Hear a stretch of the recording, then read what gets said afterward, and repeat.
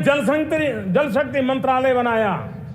मंत्रालय की बनाने की रचना को भी अगर कोई एनालिसिस करेगा ना, तो इस सरकार के मन मस्तिष्क को बड़े अच्छे ढंग से आप समझ पाएंगे।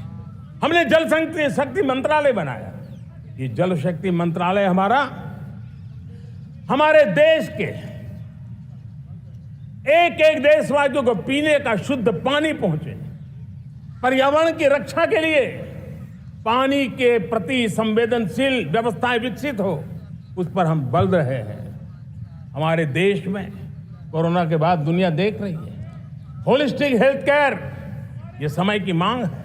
हमने अलग आयुष मंत्रालय बनाया और योग और आयुष आज दुनिया में अपना परचम लहरा रहे हैं। हमने दुनिया को हमारे कमिटमेंट के कारण विश्व का हमारे प्रति ध्यान गया है।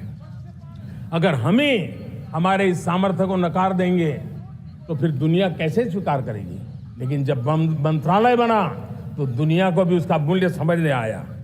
मत्स्य पालन, हमारा इतना बड़ा समुद्री तट, हमारे कोटि कोटि मछुआरे भाई बहन, उनका कल्याण भी हमारे दिलों में है।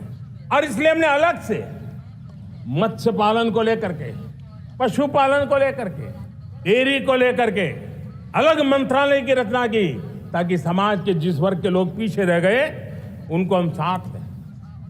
देश में सरकारी अर्थव्यवस्था के हिस्से होते हैं, लेकिन समाज की अर्थव्यवस्था का एक बड़ा हिस्सा है कोऑपरेटिव मूवमेंट। उसको बल देने के लिए, उसको आधुनिकता लाने के लिए और देश के कोने कोने में लोकतंत्र की एक सबसे बड़ी इकाई को मजबूत करने के लिए हमने अलग कोऑपरेटिव मंत्रालय बनाया।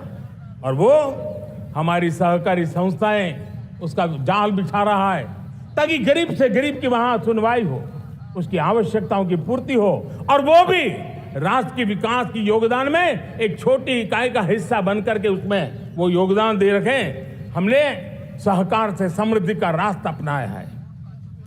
मेरे प्यारे परिवारजनों,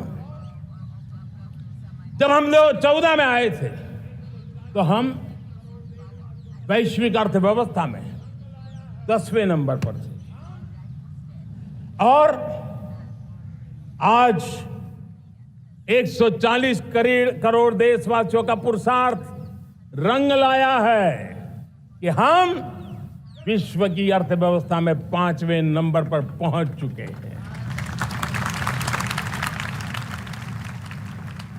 और ये ऐसे ही नहीं हुआ है। जो एक भ्रष्टाचार का राक्षस देश को दबोचे हुए थे, लाखों करोड़ के घोटाले अर्थव्यवस्था को डामाडोल कर रहे थे, गवर्नेंस फ्रेजाइल फाइल में देश की पहचान होने लगी थी, लीकेजेस को हमने बंद किया, मजबूत अर्थव्यवस्था बनाई, हमने गरीब कल्याण के लिए ज्यादा से ज्यादा धन खर्चने का प्रयास किया।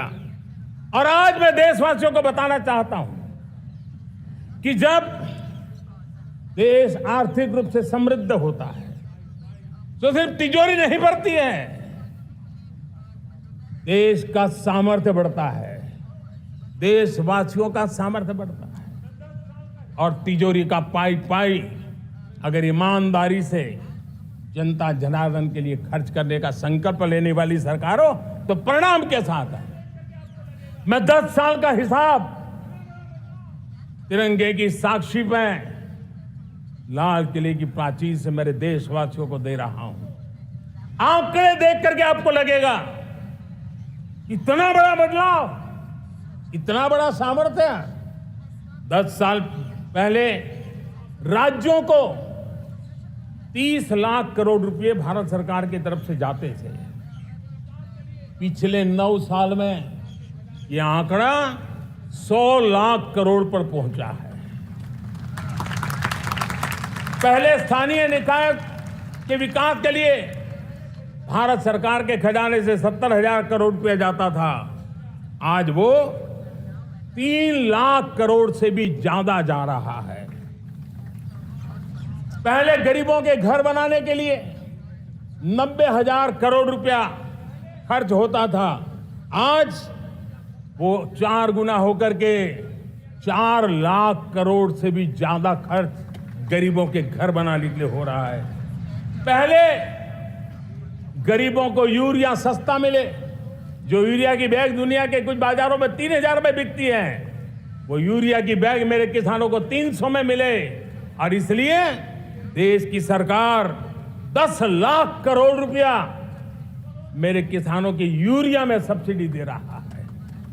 मुद्रा योजना 20 लाख करोड़ रुपए, उससे भी ज्यादा मेरे देश के नौजवानों को स्वरोजगार के लिए, अपने व्यवसाय के लिए, अपने कारोबार के लिए दिए हैं।